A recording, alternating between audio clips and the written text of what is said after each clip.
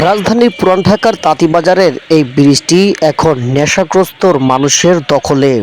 কেনই বা পথচারীরা পারাপার হচ্ছেন না এই ফুট ওভার ব্রিজ দিয়ে? ফুট ওভার ব্রিজটি ব্যবহার হচ্ছে না দূরত্বর কারণে।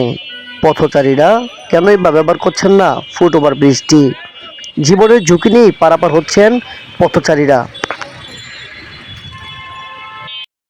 তাঁতীবাজার এবং বাবুবাজারের মাঝখানেই রয়েছে এই ফুট ওভার ব্রিজটি। দেখতেই পাচ্ছেন কতটুক দূরত্ব বজায় থাকলে পথচারীরা পারাপার হচ্ছে না এই ফুট ওভার ব্রিজটি দিয়ে।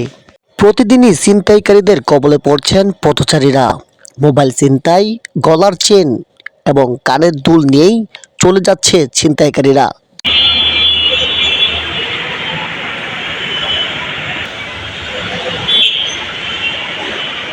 ফুটওভার ব্রিজের ঠিক পশ্চিম পাশেই বাবুবাজার ব্রিজ।